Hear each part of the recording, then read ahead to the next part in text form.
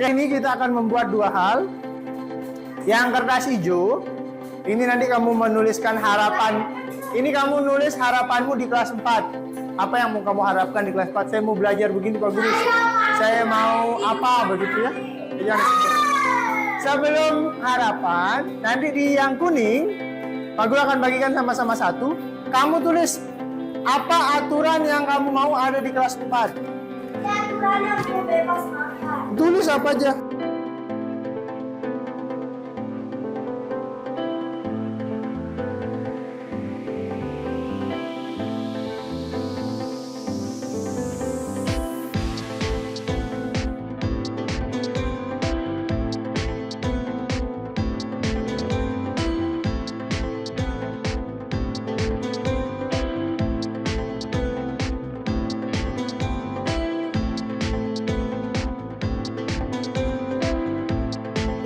Dah, pause dulu, pause. Ya, tempel. Tempel lah.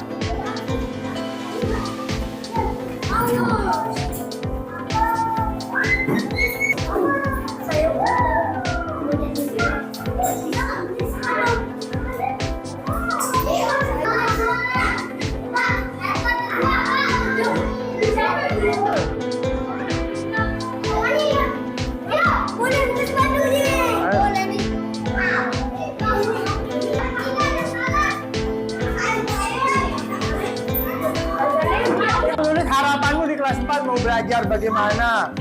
Mau belajar ke museum kah? Mau belajar kemana? Mau belajar sambil main? Mau sering-sering main kuis? Itu ditulis. Tulis ya.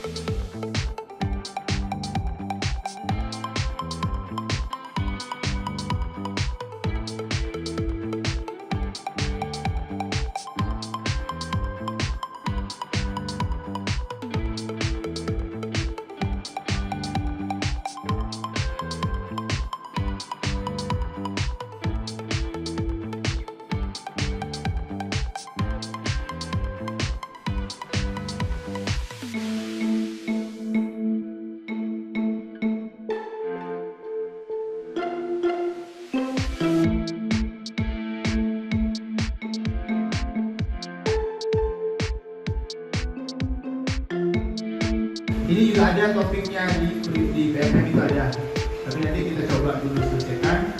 Ini juga sedang coba menyelesaikannya, melaksanakan aksi nyatanya.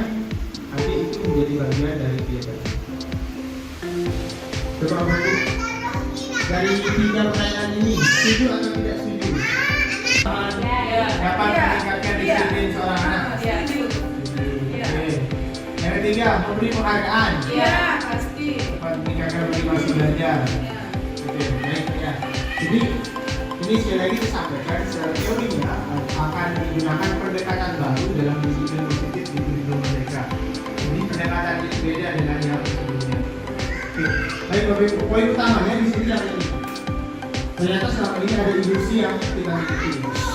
Yang pertama, ilusi guru mengontrol murid. Pada dasarnya setiap manusia itu hanya bisa dikontrol secara harfiah, katanya secara hanya belum tentu.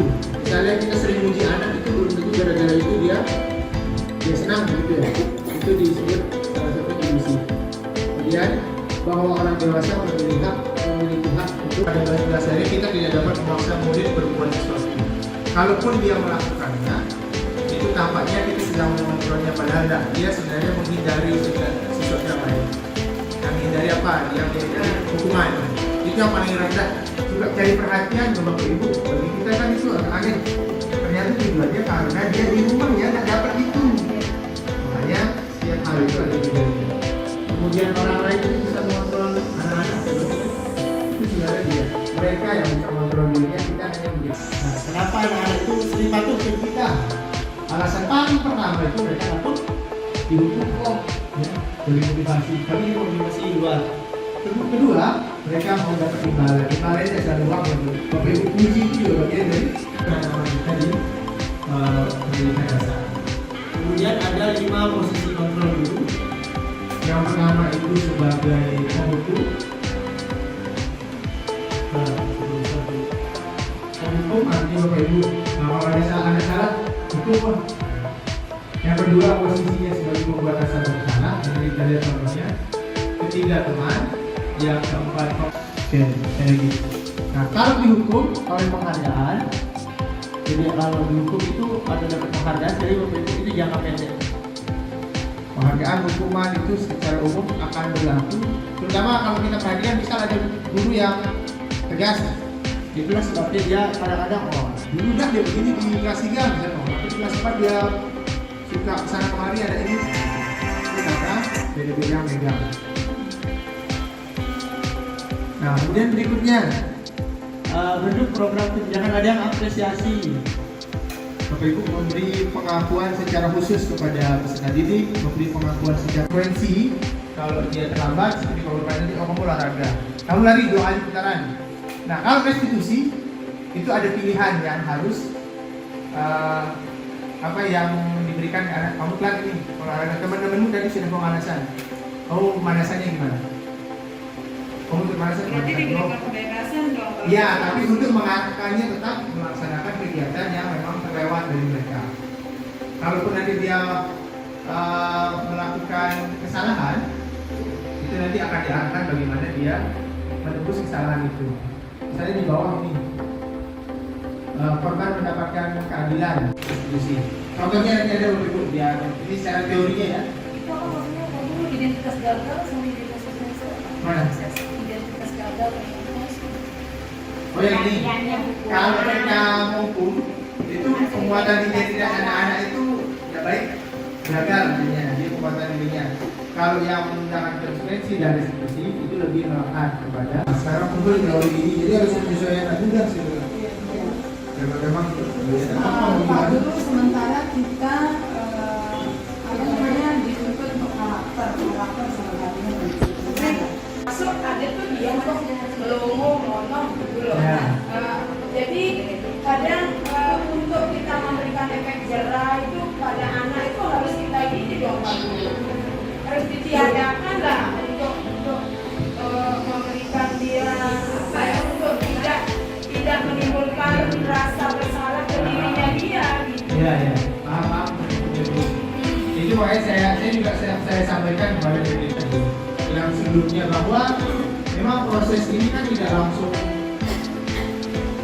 berjalan bisa jadi gitu. Jadi kita masih di sekolah dasar itu masih di sini, masih senang bahwa ada menekankan ke siswa itu karena mereka dapat hukuman atau mereka dapat apresiasi reward. Arah yang sini prosesnya panjang. Tapi harapannya kalau misalnya di kelas 1 kita dulu kita itu Anggapan orang tua sih sampai hari ini positif ya, tetapi terkadang anak-anak setelah dia di rumah dipaksa oleh orang tuanya, besok pagi dari kelas dia malah tambah melonjak tidak maunya gitu. Nah kadang saya bingungnya di sana harus saya apakan. gambarannya begitu ya. Apa yang harus dilakukan untuk memulai ini Bapak Ibu? Nanti diharapkan membuat keyakinan. Kayak janji gitu ya. Iya, sebenarnya ini dulu namanya kesepakatan kelas. Setelah anak sepakat, jadi kita yakini gitu. Jadi bukan Bapak Ibu yang menentukan. Mereka yang menentukan kalau kamu pakai ini apa, kalau main apakah boleh di kelas? Boleh, tapi pas istirahat kalau sudah. Harapanmu apa di masa saya mau belajar, mau pakai laptop, mau pakai Netflix, saya mau pergi museum. Nah itu kita sekarang itu bagian dari kehidupan kita. Jadi kita ingatkan kalau kamu mau sini harus rajin bayar iuran. Kalau kamu ini harus bagaimana? Jadi yang pertama kali dibuat itu yang ini peraturan di dalam kelas, sehingga nanti menghasilkan keyakinan di kelas. Kemudian akan menghasilkan lingkungan positif dan budaya positif. Tapi sekali lagi bagus ini berproses tentang kesepakatan kelas. Ini contohnya yang pada waktu menjaga kebersihan, berdoa. Ini sekarang tidak ada. Cuma biasanya kan kita menulis sendiri, kita sebutkan. Sekarang masih mereka lagi. Ya, mereka nulis sendiri. misalnya bagus. Ya, itu yang akan menjadi pengingat untuk mereka. Ya. Kemudian ini hubungan dasar manusia. Ilmu semua manusia dewasa maupun anak-anak. Sesekali itu memang dia yang mau jadi depan. Itu yang harus kita pahami ini untuk mengerti bahwa kalau dia begini paham. Nah itu kembali ke teori yang awal dari itu bahwa ketika kita berbeda pandangan, kita yang harus memahami pandangan itu. Terus bahkan diikuti bagaimana sama berpikir sama baik. Tapi Bapak Ibu sebenarnya sudah punya gambaran dia harus ganti begitu. Jadi Bapak Ibu mengarahkannya di dalam bilang, oh ya kamu yang ganti. Kalau itu kembali ke yang awal. Hukuman, konsekuensi dan restitusi. Kemudian keyakinan keras. Kemudian ada kebutuhan dasar manusia. Ini kalau tidak menjadikannya bolehnya saling tunjuk janjinya. Yang pertama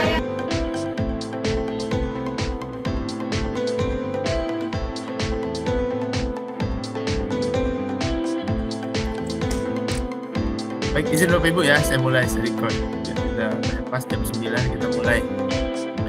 Baik, bismillahirrahmanirrahim. Assalamualaikum warahmatullahi wabarakatuh. Waalaikumsalam warahmatullahi wabarakatuh. Baik.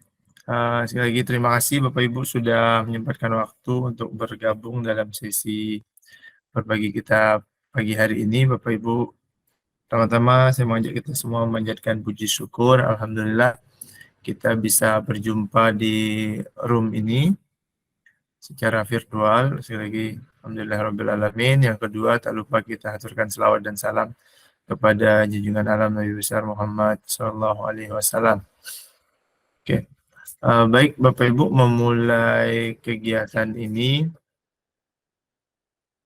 izin saya permaklumkan bahwa ini bagian dari rangkaian kegiatan sebagai salah satu calon guru penggerak. Ini salah satunya, diseminasinya sudah saya laksanakan di sekolah. Ini akan saya laksanakan berikutnya secara virtual bersama Bapak Ibu semua. Dan itu juga saya sudah mencoba pelaksanaannya, penerapannya di kelas. Jadi tahapan-tahapannya sudah saya laksanakan dan ini bagian dari proses tersebut. Semoga senantiasa kita bisa diberikan kesehatan dan kelancaran dalam kegiatan-kegiatan yang kita laksanakan. Oke. Sebelum mulai, mungkin saya sapa-sapa dulu satu dua. Ada Pak Wawan ini, bagaimana kabarnya Pak Guru? Siap, alhamdulillah baik Pak Duta. Nah, ini luar biasa Pak Wawan, ini foto profilnya cantik. Ya. Oke. Baik, Pak Ibu, ini saya share screen ya, semoga sudah tampak.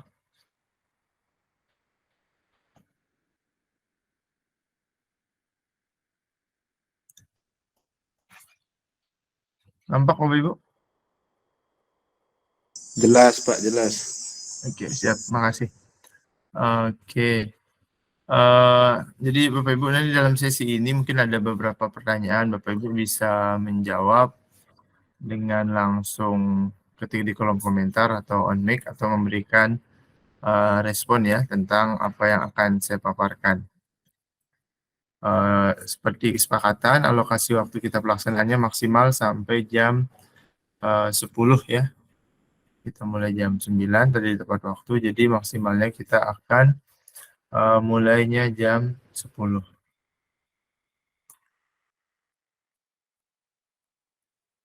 Oke, kalau ada yang bertanya. Baik, saya mulai Pak Ibu ya izin. Materi kita hari ini saya akan berbagi tentang pelaksanaan budaya positif di satuan pendidikan. Ini salah satu modul yang menurut saya penting dan saya juga baru belajar dari sekian rentetan modul di calon guru penggerak. Mungkin ini yang sedikit berbeda dan baru saya temui. Sehingga selain belajar pada kegiatan CGP, saya juga membaca modul ini di PMM untuk memperdalam pemahaman saya tentang budaya positif. Karena ini sedikit berbeda dengan yang biasa kita laksanakan di sekolah. Ada sedikit perbedaan kalau teori, kan ini permasalahannya nanti di teori Bapak Ibu ya. Perlu saya tekankan bahwa tidak semua teori juga bisa terlaksana maksimal di lingkungan satuan pendidikan. Jadi ini bagian dari opsi teori yang bisa digunakan dan diharapkan bisa membersamai kegiatan dalam kurikulum Merdeka, karena memang ini sangat menarik dan sesuai untuk diterapkan di satuan pendidikan. Oke. Sebelum lanjut membahas ke sana, Pak Ibu, izin saya memperkenalkan diri. Nama saya Hairudin. Saya CGP Angkatan 9 di Kota Mataram. Saya harap mungkin Bapak Ibu yang belum ikut atau yang sudah selesai nanti bisa ikut serta dalam kegiatan CGP, karena memang banyak sekali benefit atau keuntungan-keuntungan yang bisa Bapak Ibu temui, terutama dalam pengembangan diri. Itu saya rasakan sendiri dalam kegiatan ini. Jadi terutama modul ini sangat mengubah saya dari awal. Kalau modul tentang kurikulum Merdeka, ini Ki Hajar, Bapak Ibu sudah banyak temui. Kalau modul ini ada yang bertentangan juga dengan saya, ada yang masih saya sesuaikan dan lain-lain. Jadi ini modul yang sangat menarik untuk dipaparkan dan dipelajari bersama. Oke. Baik Bapak Ibu, ini boleh ya. Pertanyaan pertama, hukuman dapat mendisiplinkan anak. Bapak Ibu kalau setuju bisa bisa kasih emoticon setuju itu jempol, kalau tidak setuju jempolnya ada bawah. Hukuman itu bisa mendisiplinkan anak. Oke, sudah ada yang kirim jempol. Silahkan. Kalau setuju jempol ya, kalau tidak setuju arah bawah. Oke, baik. Luar biasa ini, saya cek banyak yang kirim jempol ya. Oke, bisa. Itu yang pertama. Yang kedua Bapak Ibu. Oke. Ada yang ngirim juga jempol, setuju. Terima kasih. Yang kedua, menurut Bapak Ibu, memberikan hukuman dengan hal positif. Jadi misalnya mereka telat disuruh nyapu, itu juga bagian untuk mendisiplinkan anak. Kalau Bapak Ibu setuju, lagi-lagi silahkan beri thumbs jempol, kalau tidak berikan thumbs ada bawah ya, silahkan. Oke.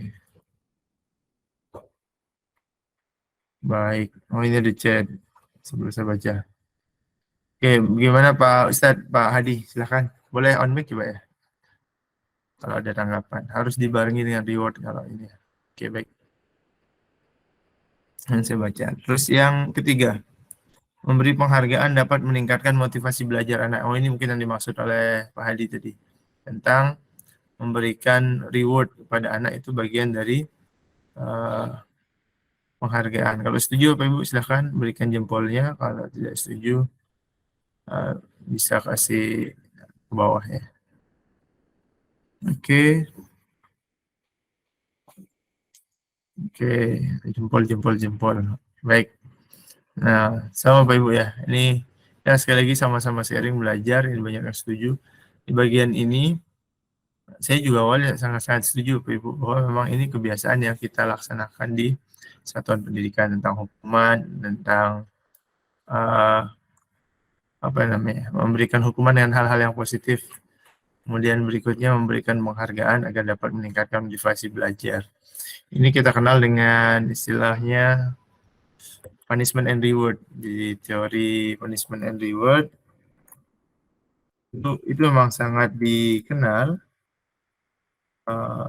untuk memberikan hukuman atau penghargaan. Ini menurut Skinner kalau tidak salah namanya. Ini teorinya Skinner yang diadopsi untuk memberikan suatu perubahan tingkah laku, bahwa Skinner itu percaya bahwa perubahan tingkah laku seorang itu harus ada konsekuensi dan reward yang diterima. Itu teori yang diadaptasi sebelumnya. Nah, pada kali ini, topik kita pada modul ini, pada paparan kali ini akan membahas tentang itu. Yang pertama, disiplin positif. kebijakan universal. Kemudian teori motivasi, hukuman dan penghargaan, terakhir restitusi. Kemudian ada keyakinan kelas, kebutuhan dasar manusia dan dunia berkualitas. Kemudian ada restitusi, 5 posisi kontrol, dan segitiga restitusi. Ini yang secara umum akan dibahas Bapak Ibu ya. Nanti kalau ada pertanyaan di tengah-tengah, Bapak Ibu juga bisa raise hand atau langsung ketik di kolom chat. Kita diskusinya santai, jadi tidak ada sesi khusus untuk tanya jawab di bagian akhir seperti itu ya. Jadi kalau seperti tadi misalnya ada yang ingin ditanyakan di kolom komentar, itu sangat bisa diketikkan di kolom chat. Oke, saya lanjut Bapak Ibu. Yang pertama kita akan bahas tentang disiplin positif. Oke, ya Bapak Ibu. Ini dianalogikan sebagai kepalan tangan. Semisal Bapak Ibu punya uang, satu-satunya uangnya ini di kantong punya 10.000 gitu. Atau janganlah uangnya, apapun barang berharga yang Bapak Ibu punya, Bapak Ibu taruh di tangannya gitu.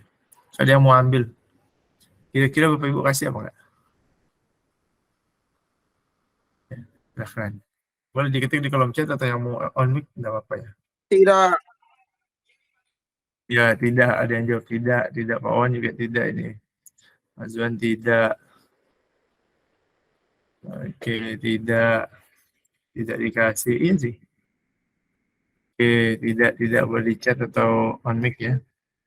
Pasti kalau minta baik-baik, oh iya benar. Masih bermanfaat bagi yang lain. Nah, ini orang-orang baik semua ini.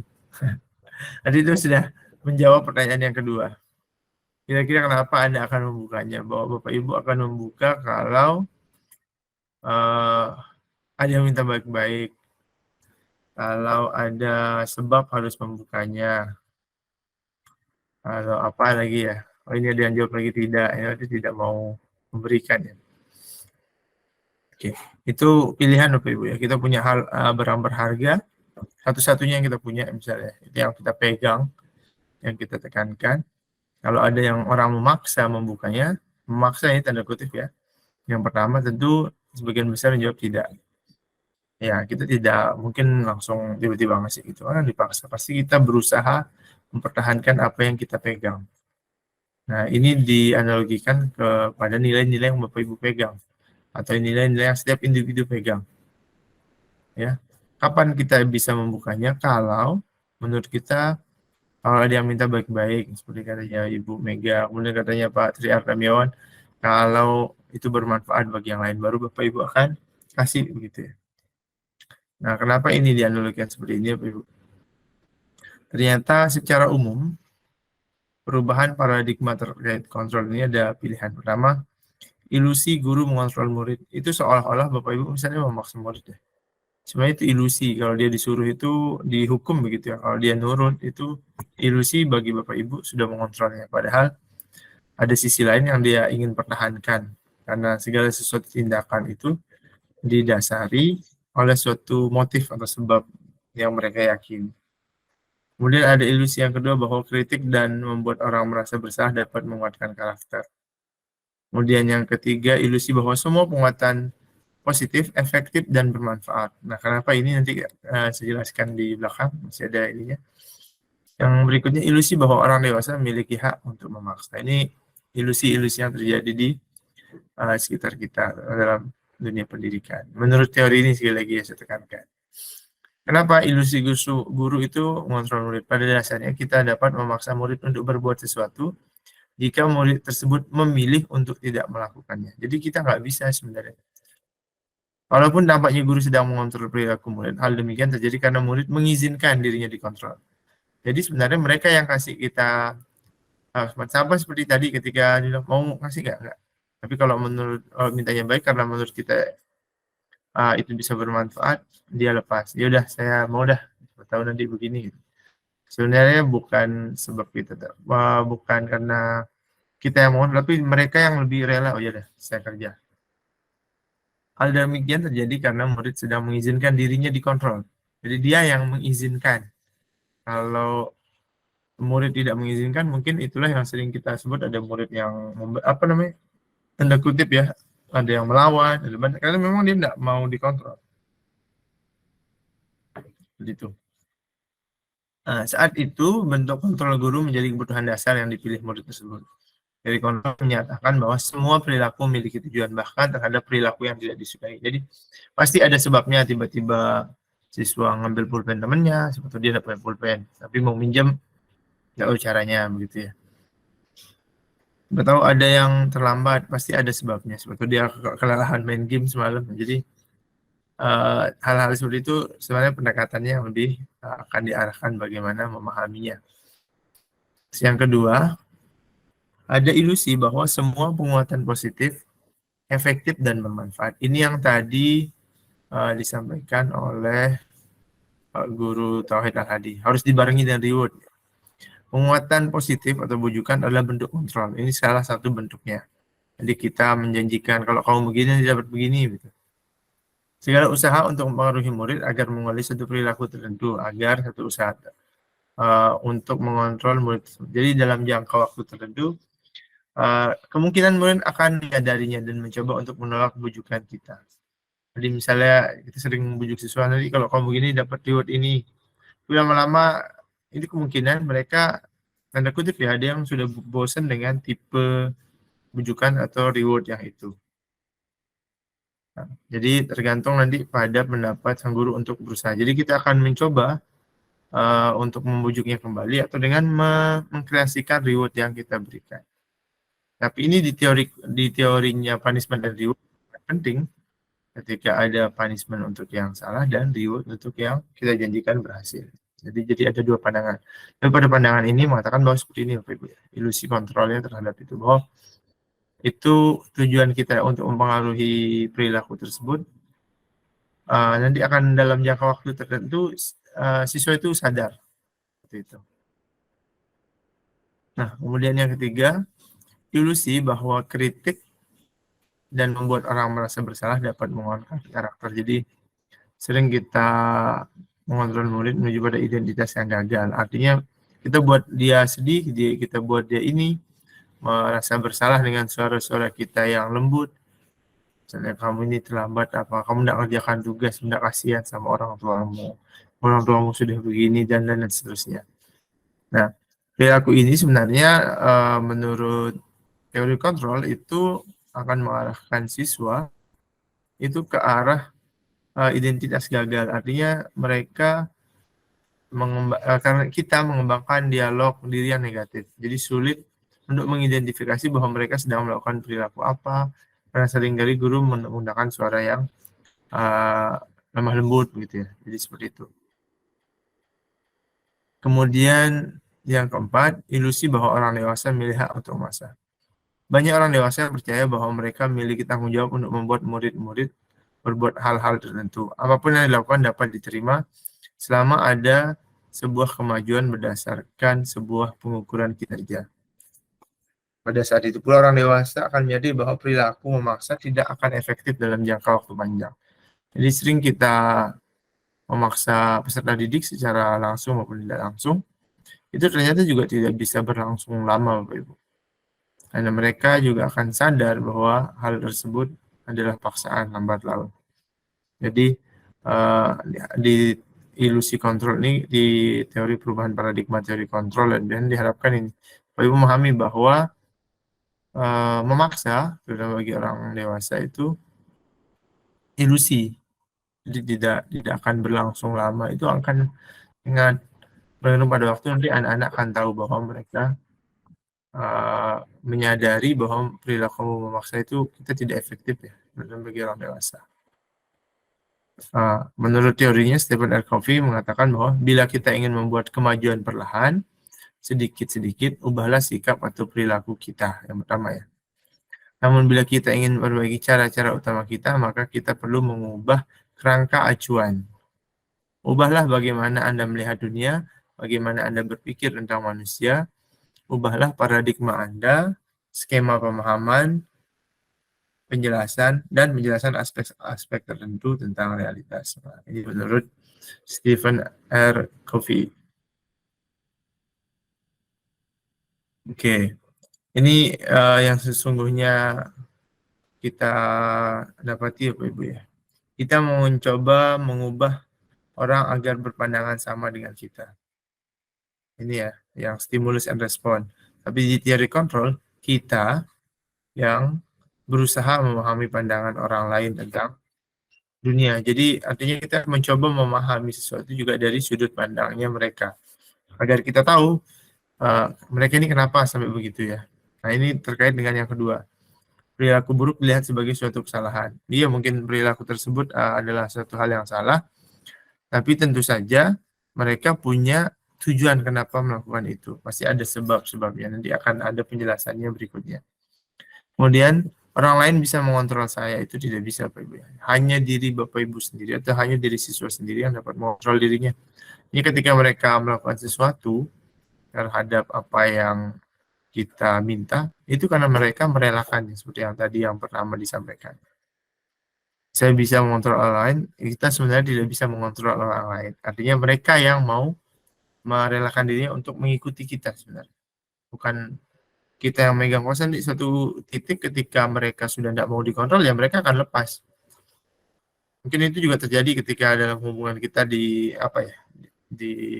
lingkup yang dewasa juga sama. Mungkin ada seseorang yang biasa ikut sama kita, suatu ketika kita minta tolong, nggak mau. Itu memang posisi kontrolnya di mereka. Ketika mereka mau itu merelakan dirinya untuk bergabung. Artinya mereka yang merelakan dirinya untuk ikut dikontrol begitu. Merelakan dirinya masuk ke perintah yang Bapak Ibu minta. Kemudian kolaborasi dan konsolidasi menciptakan pilihan-pilihan baru. Dan terakhir, model berpikir menang atau kalah itu distimulus. Kalau yang baru itu model berpikirnya menang-menang. Sebenarnya apa yang kita lakukan itu pasti tujuannya menguntungkan diri sendiri. Walaupun dalam suatu kegiatan ya, anggap kita ada suatu hal kita kelahi atau anak kutip kita ada permasalahan. Mengalah, misalnya kita yang mengalah itu pun tujuannya agar kita menang, itu kita tidak mau memperpanjang masalah. Bukan untuk jadi kalah. Kita sudah merasa menang di diri kita sendiri. Jadi memilihnya ya pasti pilihannya menang. Walaupun kita sebenarnya ada kutip kalau disebutnya kalah, enggak. Kita memilih itu sebagai win-win solution untuk kita. Itu opsi yang membuat kita merasa menang. Itu yang berlaku di teori kontrol. Oke, apakah makna disiplin? Kalau dalam bahasa Latin, disiplin artinya belajar. Dari kata berkonotasi dengan disiplin dari murid-murid Socrates dan Plato. Disiplin membuat orang menggali potensinya menuju sebuah tujuan. Apa yang dia hargai ya. Ingat Bapak Ibu, apa yang dihargai. Jadi memang diharapkannya sesuai dengan mereka kenapa melakukan itu nanti. Kemudian, namun dalam budaya kita, manakala disiplin telah berubah menjadi sesuatu yang dilakukan seseorang pada orang lain untuk mendapatkan kepatuhan. Jadi kalau dia patuh, dia disiplin. Nah, disiplin itu arti dasarnya memang mereka belajar. Jadi banyak yang memang mungkin belum mengikuti aturan, mereka nggak disiplin. Padahal mereka mungkin dalam proses menuju itu atau mereka ada sebab kenapa tidak mengikuti itu. Itu yang akan coba digali dalam teori-teori ini. Kemudian kecenderungan umum adalah menggabungkan kata disiplin dengan ketidaknyamanan, bukan dengan apa yang kita hargai atau pencapaian suatu tujuan. Artinya, mereka ada siswa kita misalnya, ada yang tidak pakai topi hari Senin pas upacara, gitu. Kita cap tidak disiplin.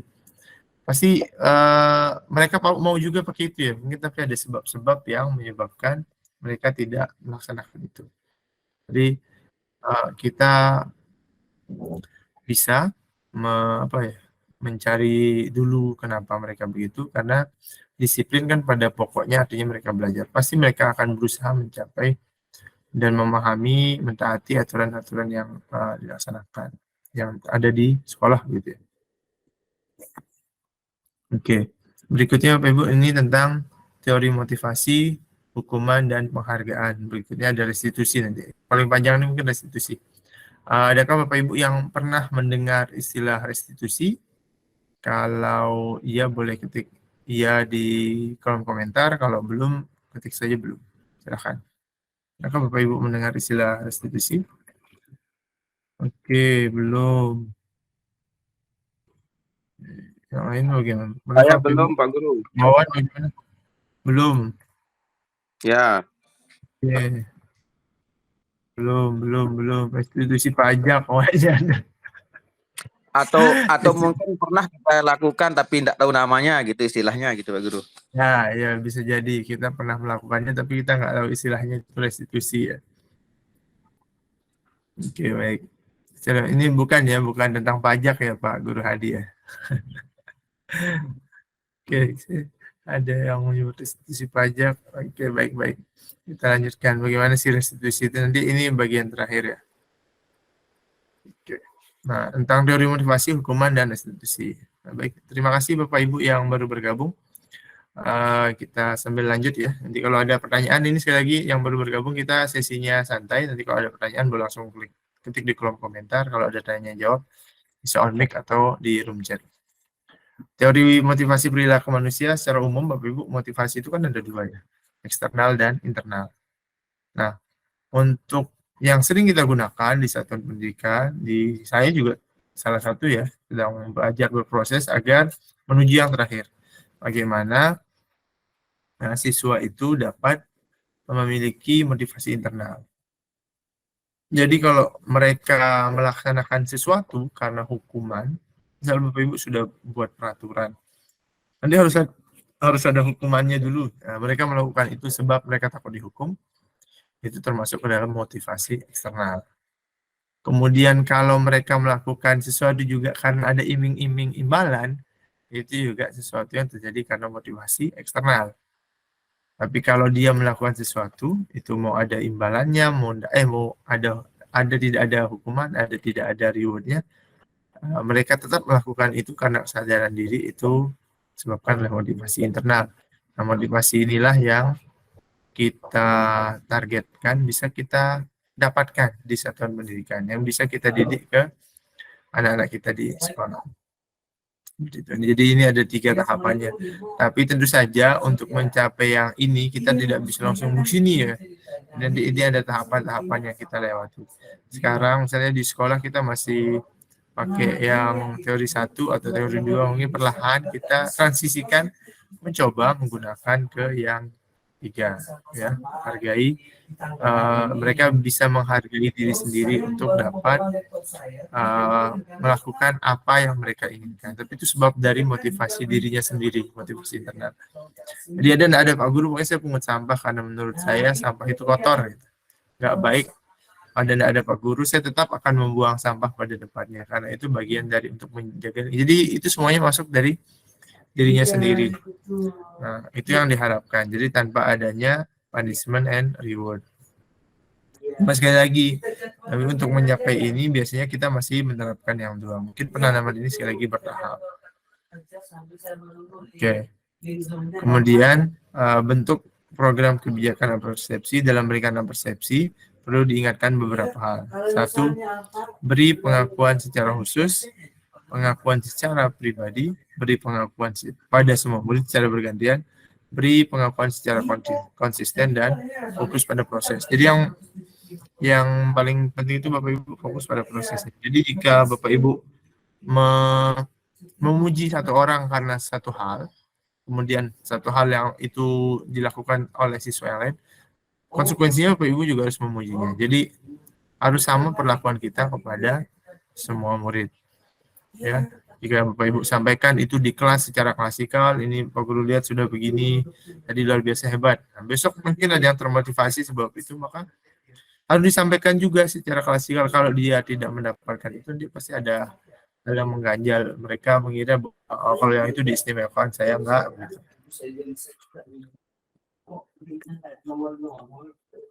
Oke, lanjut dulu.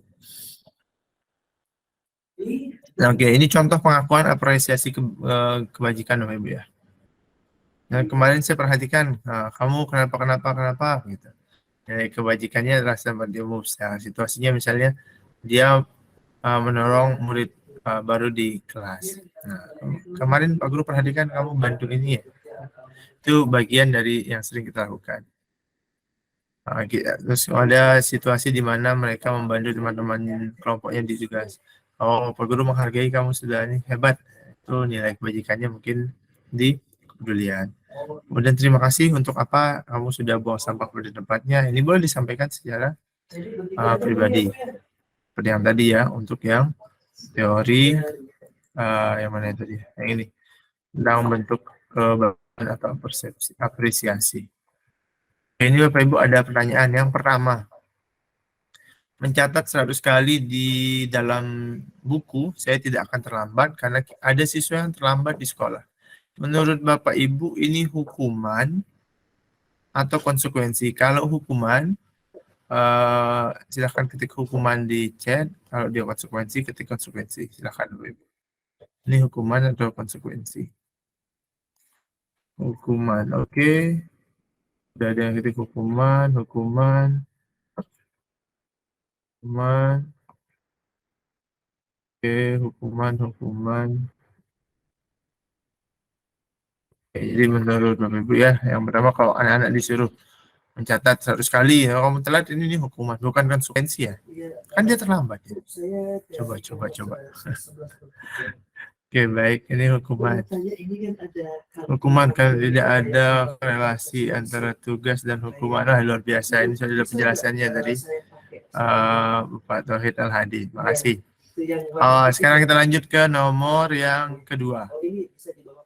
Nomor yang kedua, lari mengelilingi lapangan basket 2 kali karena terlambat hadir di sekolah. Ini hukuman apa konsekuensi? Hukuman juga. Oke, hukuman. Oh, yakin ya semuanya hukuman. Oke, baik. Terima kasih. Hukuman. Kemudian berikutnya yang ketiga, murid diminta untuk push up 15 kali karena tidak menggunakan masker. Ini berarti pas zaman COVID ya. Hukuman. Oke, Pak Wan, hukuman. Masih semua hukuman, yakin. Semuanya dari hukuman ya, belum ada yang konsekuensi berarti. Coba yang keempat sekarang. Menggantikan kertas teman yang telah dicoret-coret. Ini termasuk apa? Hukuman? Konsekuensi. Oke, konsekuensi. Pak Wawan konsekuensi. Pak Badawi konsekuensi. Bu Asma konsekuensi. Oke, konsekuensi. Baik. Terima kasih. Wika konsekuensi, ini konsekuensi. Baik. Kalau yang keempat berarti konsekuensi. Oke, kita cek nanti Bapak Ibu ya. Ini ada jawabannya di akhir. Yang berikutnya Bapak Ibu yang kelima, membersihkan tumpahan air di meja tulis karena tersenggol pada saat belajar. Jadi ada air itu Oke, Pak Hadi konsekuensi. Oke, berikutnya ini Pak Gusin konsekuensi. Oke, konsekuensi lagi Pak Artamiawan konsekuensi. Oke. Berarti yang 4, 5 konsekuensi. Baik, dicatat. Yang ke-6 Bapak Ibu, murid disuruh tidak mengenakan sepatu seharian karena tidak mengenakan sepatu hitam. Jadi di sekolah misalnya ada aturan harus pakai sepatu hitam gitu. Sama untuk hari Senin misalnya kalau upacara. Ini konsekuensi apa hukuman Bapak Ibu? Dia disuruh tidak pakai sepatu sekalian. Kamu disuruh pakai sepatu sekalian gitu. Karena sepatumu tidak hitam. Ini konsekuensi apa hukuman? Hukuman gitu ya Pak Awan. Oke, Bu Mega hukuman. Oke. Hukuman, baik.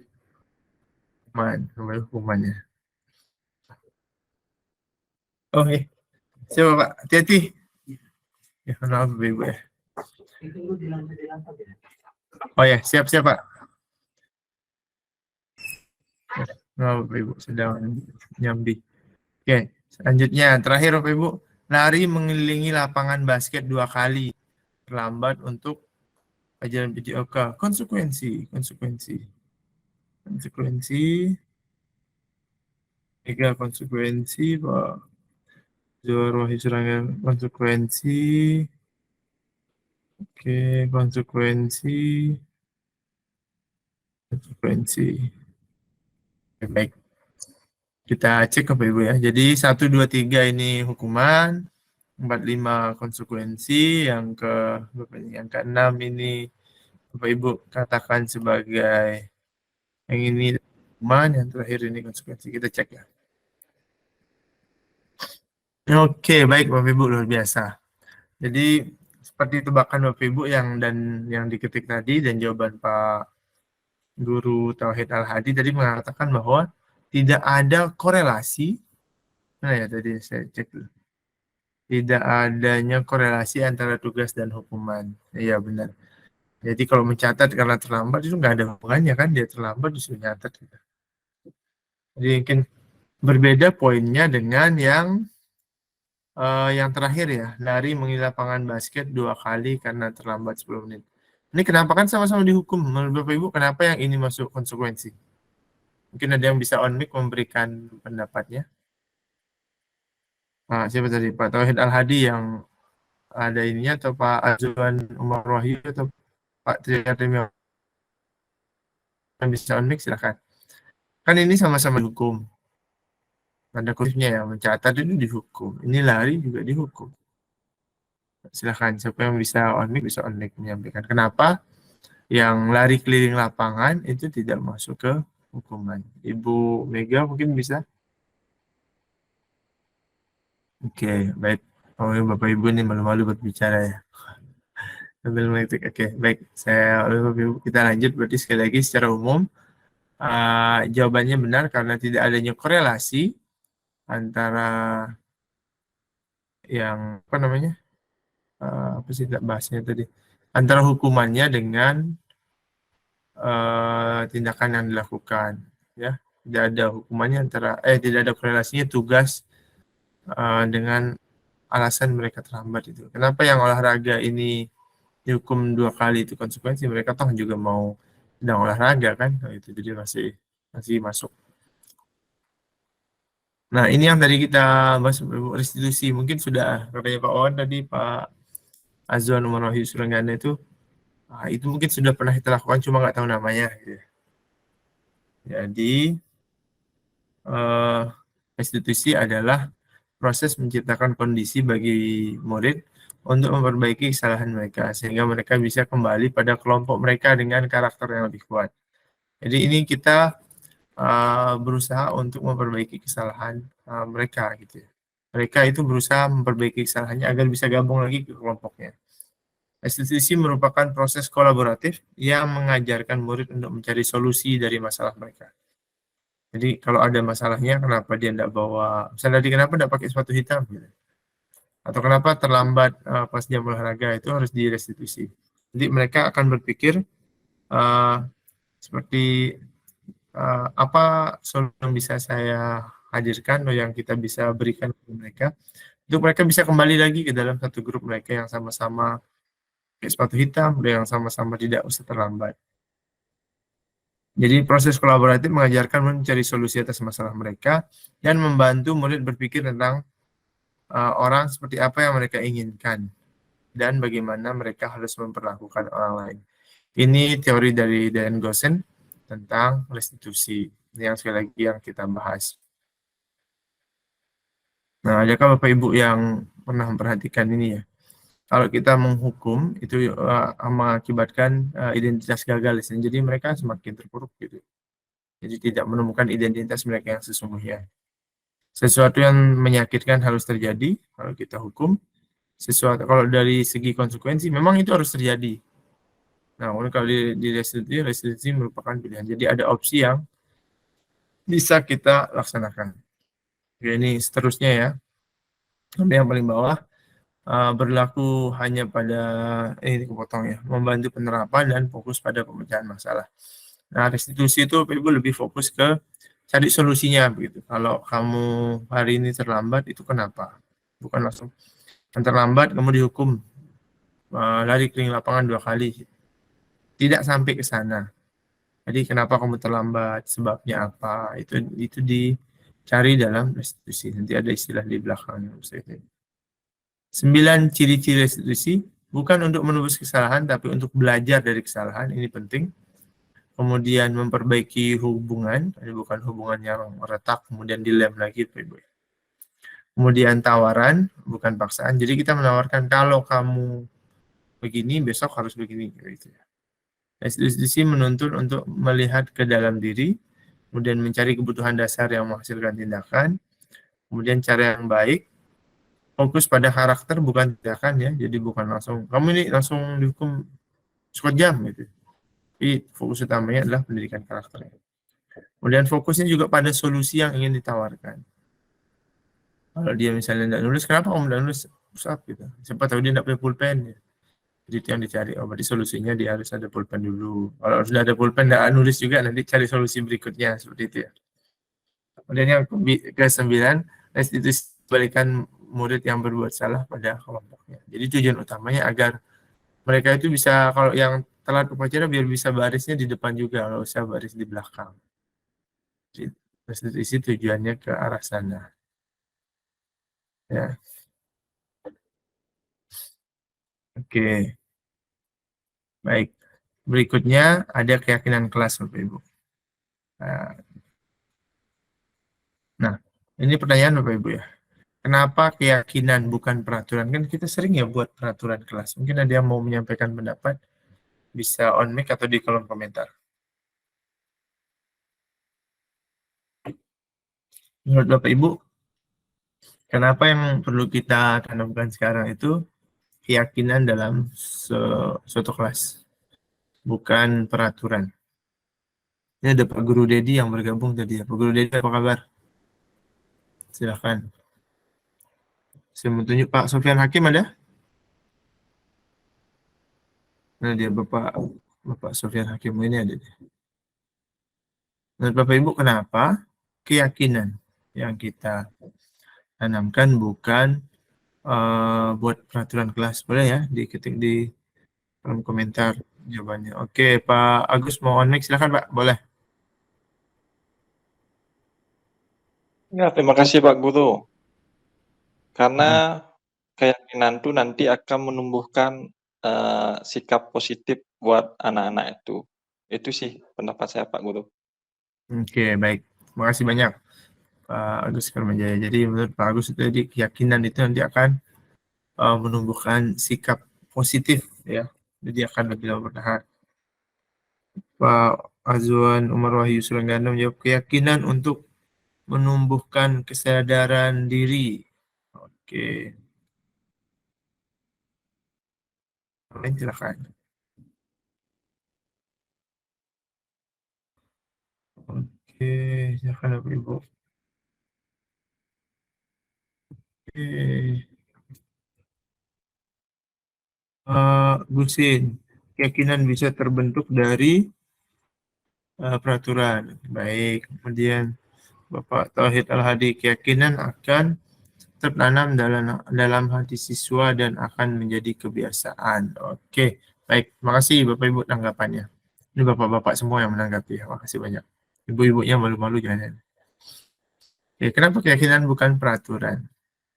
Ini secara umum yang tadi disampaikan Bapak Ibu benar ya, bahwa yang disampaikan Pak Agus juga benar, itu dia menanamkan kebiasaan positif. Yang disampaikan oleh Pak Gusin juga tadi tentang keyakinan terbentuk dari peraturan, kemudian Pak Wawan keyakinan untuk menumbuhkan sadar diri, kemudian ada Pak Hadi itu keyakinan akan tertanam dalam hati siswa dan menjadi kebiasaan.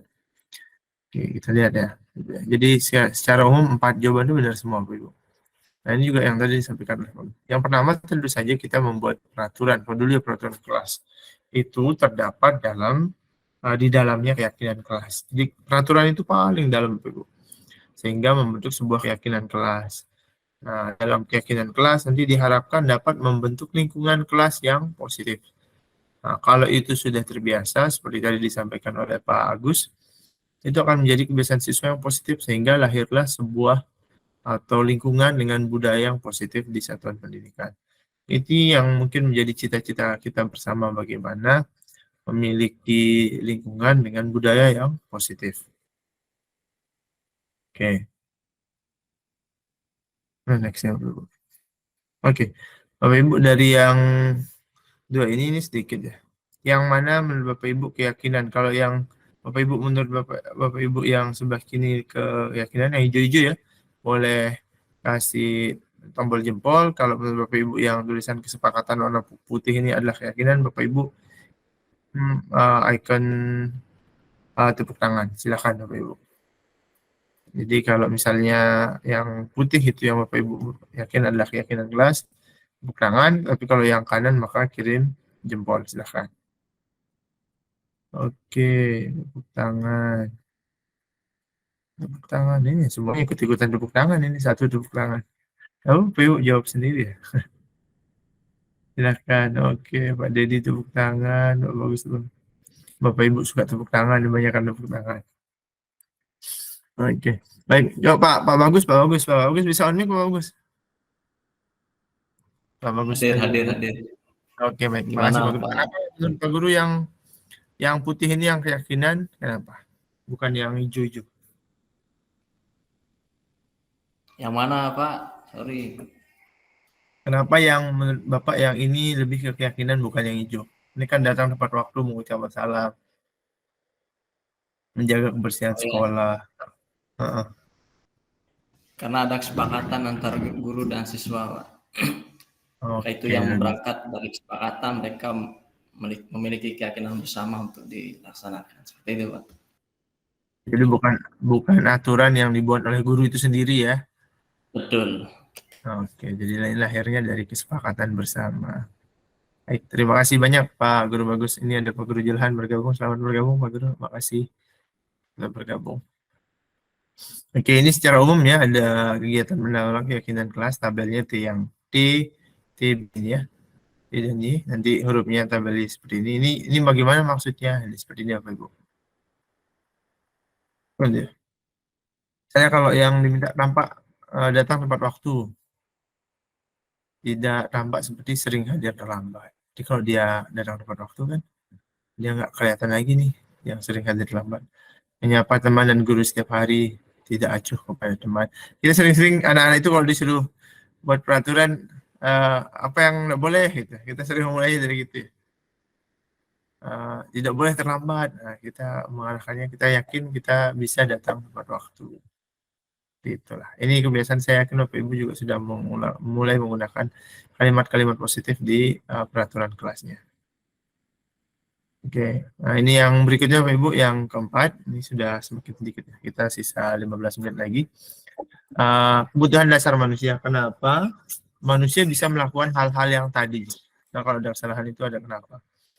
Jadi secara umum ada 5 Bapak Ibu ya. Mohon maaf saja kayak kecil. Ada 5 kebutuhan dasar manusia sebesar. Nah, kebutuhan dasar manusia itu ada 5, Ibu. Yang pertama itu kasih sayang dan rasa diterima. Kemudian ada penguasaan, kemudian ada kesenangan, ada kebebasan, dan keinginan bertahan hidup. Ini kebutuhan dasar semua orang, mau anak-anak sampai orang dewasa.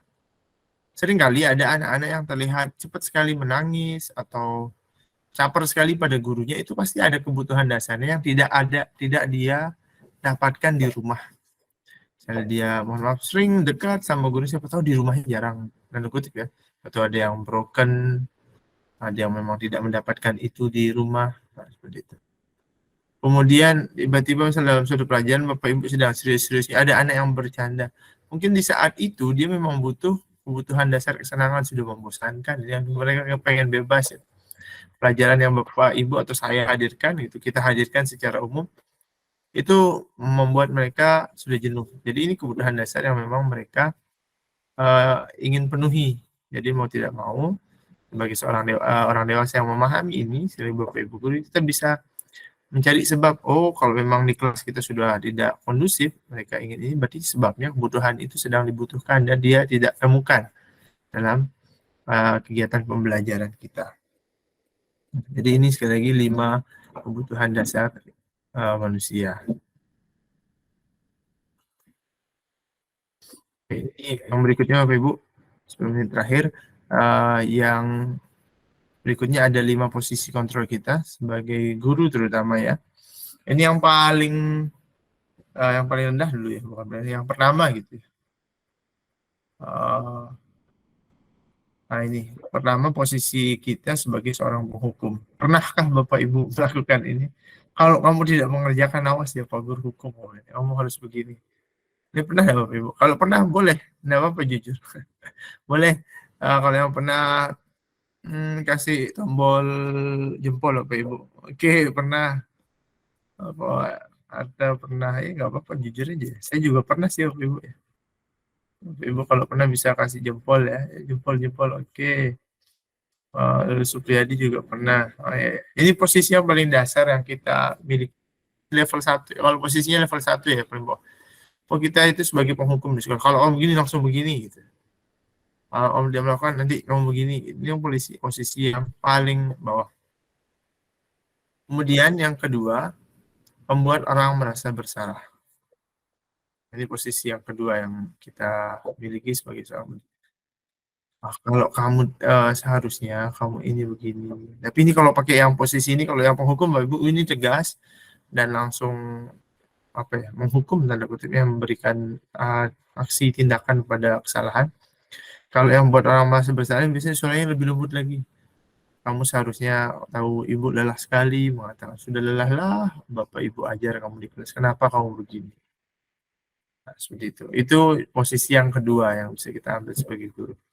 Ini level 1-nya, level 2. Kemudian ini yang sekali lagi kalau yang dua-duanya ini membuat identitas siswa itu secara umum gagal. Jadi kontrolnya dari luar. Kita tidak menanamkan apapun begitu ya pada siswa. Nah, kalaupun siswa melaksanakan ini, tujuannya itu ini, menghindari hukuman. Dia masih termasuk ke dalam motivasi eksternal. Jadi nggak mau disalahin, nggak mau diomelin sama Bapak Ibu guru.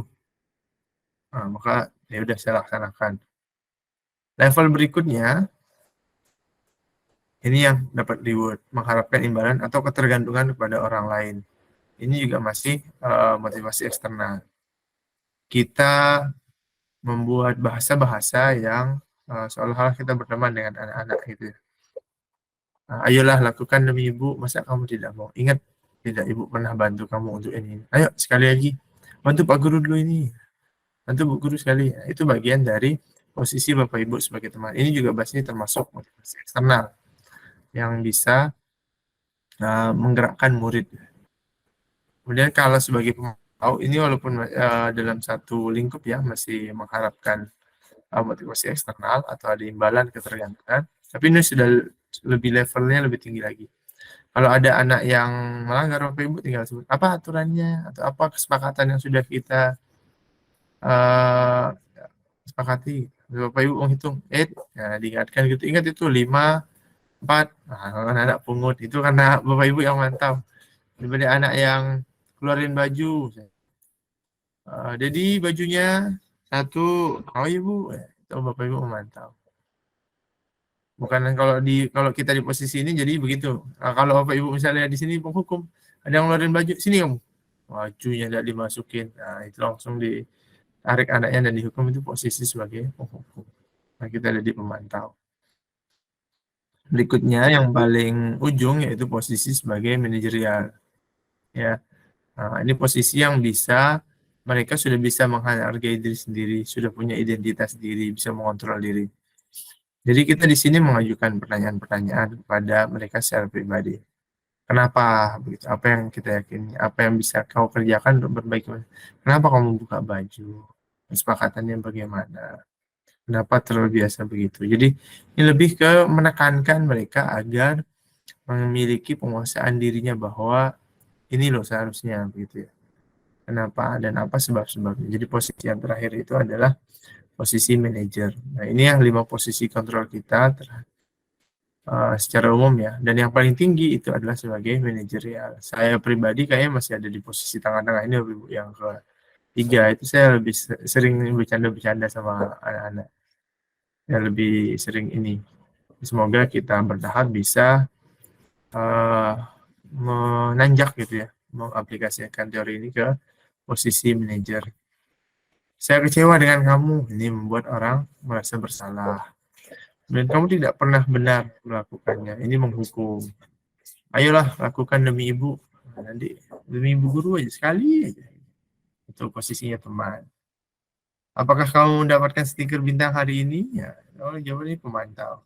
Dan mereka yang akan sadar melaksanakannya berdasarkan apa. Bagaimana kamu bisa menyelesaikan masalah ini? Di manajerial. Kamu selalu yang datang paling terakhir gitu. Ini menghukum langsung menjudge yang seperti itu ya. Oke, ini saya percepat Ibu. Kita punya 5 menit terakhir untuk membahas segitiga restitusi. Ya, Bapak Ibu, ini tadi restitusi sekali lagi posisinya membuat orang menyadari kesalahannya sehingga bisa memperbaiki diri. Nah, secara umum segitiga restitusi itu mulai dari yang paling bawah, Bapak Ibu ya. Ini kalau ada orang bersalah, tidak mungkin menurut teori ini tidak langsung dihukum, ujuk-ujuk dihukum gitu ya, langsung maksudnya memberikan hukuman.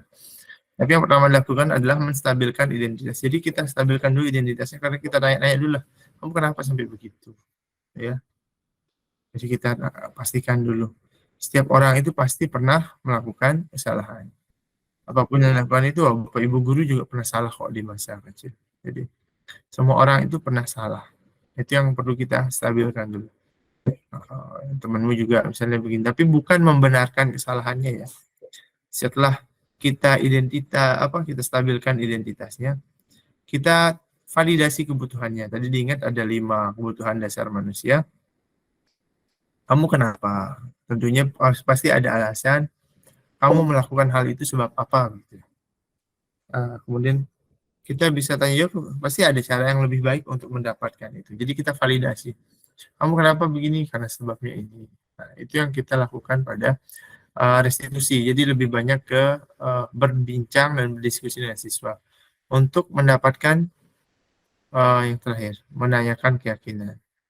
Nilai-nilai apa yang kita sepakati? Besok kamu besar mau jadi apa? Jadi kalau tetap dia memegang nilai-nilai itu kan tentu saja dia tidak bisa meraih cita-cita. Ya. Saya ada yang terlambat, kenapa kamu terlambat? Semuanya juga pernah tahu, tapi minggu depan jangan terlambat ya. Kenapa kamu bisa terlambat? Alasannya kenapa? Seperti itu. Oh, saya telat bangun. Besok di masa depan mau jadi apa? Saya mau jadi dokter, masa dokter telat begitu. Jadi kita menanamkan kalau mau meraih ini harus rajin dari sekarang, harus bisa membagi waktu, mainnya dikurangi dan seterusnya. Jadi kita tidak ujuk-ujuk langsung menghukum peserta didik. Jadi ada tahapan restitusi atau kita lebih banyak mengajak siswa berdiskusi, memahami kesalahan yang telah mereka lakukan. Jadi yang diharapkan dari segitiga restitusi, mereka tahu bahwa itu salah, jadi mereka bisa memperbaikinya menjadi lebih baik. Oke, berbuat salah itu hal yang, ini contohnya Bapak Ibu ya. Berbuat salah itu hal yang manusiawi, tidak ada manusia yang sempurna. Bapak Ibu juga pernah buat salah, ini seperti yang tadi saya sampaikan, secara umum sama. Kalau kamu menyalahkan dirimu sendiri terus-menerus, apakah kamu bersikap baik pada dirimu? Jadi kita mencoba menstabilkan identitasnya. Ini yang pertama yang kita lakukan. Yang kedua, memvalidasi kebutuhan. Kamu bisa saja kan melakukan hal yang buruk, tapi kamu tidak melakukannya. Kamu pasti punya alasan kenapa kamu sampai begitu gitu. Nah, ini memvalidasi kebutuhan. Apa yang kamu bisa lakukan dengan cara yang lebih baik besok pagi. Jadi kita validasi dulu kenapa dia sampai bisa melakukan hal tersebut. Kemudian menanyakan keyakinannya. Apa yang kita percaya di kelas? Apa aturannya? Coba diingat. Kemudian kamu mau bagaimana sama temanmu? Kelas yang ideal itu seperti apa? Kamu itu mau jadi anak seperti apa? Di masa depan mau jadi bagaimana? Jadi semuanya ditanamkan, sekali lagi restitusi lebih ke mengajak mereka menemukan dirinya kembali untuk menjadi yang lebih baik. Jadi penanamannya di sana. Oke. Refleksinya Bapak Ibu, secara umum ini nanti kita cek ya. Jadi secara umum seperti itu bahwa budaya positif di satuan pendidikan bisa kita tanamkan melalui tahapan-tahapan tersebut. Tentu saja sekali lagi tidak langsung kita bisa melihat hasilnya, melainkan itu berproses. Tidak bisa langsung menikmati proses ini. Mungkin kita sekarang masih ada di posisi maka perlahanlah kita berubah ke posisi yang kedua. Kita akan beranjak ke posisi untuk bisa membuat anak merasa bersalah, tapi walaupun itu sama-sama masih level 1-2 itu masih dimotivasi eksternal. Oh, kita beranjak ke posisi sebagai teman, kita ajak dia. Dan kalau dia bisa di posisi teman, naik lagi satu level, kita di posisi pemantau untuk mengingatkan, aturannya gimana? Tidak langsung begitu, langsung dihukum begitu ya. Kemudian disepakatannya nanti silahkan disepakati. Kemudian yang terakhir posisi Bapak Ibu sebagai manajerial. Jadi harapannya kalau sudah di posisi manajerial, kita akan berusaha memahami siswa dari segitiga restitusi yang sudah ada. Oke, mungkin itu saja Bapak Ibu penyampaian pada hari ini. Kita hampir tepat waktu, selesai jam 10 ya. Alhamdulillah, terima kasih atas atensi Bapak Ibu yang berhubung. Kalau ada pertanyaan boleh raise hand atau ketik di kolom komentar Bapak Ibu. Untuk menutup, saya izin Bapak Ibu yang bisa on cam, silahkan on cam ya. Kita foto bersama sekali. Bantuannya. Oke, terima kasih Pak Owan. Oke, Pak Hadi langsung keluar. Wah, oke, silakan yang bisa on cam, Pak Guru Bagus, sebentar ya. Beberapa orang saja yang bisa on cam, silakan Bapak Ibu. Silakan, saya ambil gambar sebentar. Oke. Yang bisa on cam, silakan. Baik, saya screenshot Bapak Ibu ya. Saya hitung mundur, terima kasih yang bisa bergabung. 1, 2, 3. Oke. Baik, makasih Bapak Ibu sekali lagi. Terima kasih atas atensinya sudah bisa bergabung hari ini. Lebih kurangnya saya mohon maaf. Sekali lagi semoga apa yang saya sampaikan bisa memberikan manfaat. Sekali lagi mohon maaf kalau ada kesalahan dan menyita waktu Bapak Ibu selama 1 jam ini. Sekali lagi terima kasih. Bila saya tutup, bila taufiq wal hidayah. Wassalamualaikum warahmatullahi wabarakatuh. Selamat pagi, selamat hari Minggu Bapak Ibu. Waalaikumsalam. Makasih banyak Pak Duta. Thank you. Terima kasih banyak Bapak Ibu. Saya stop.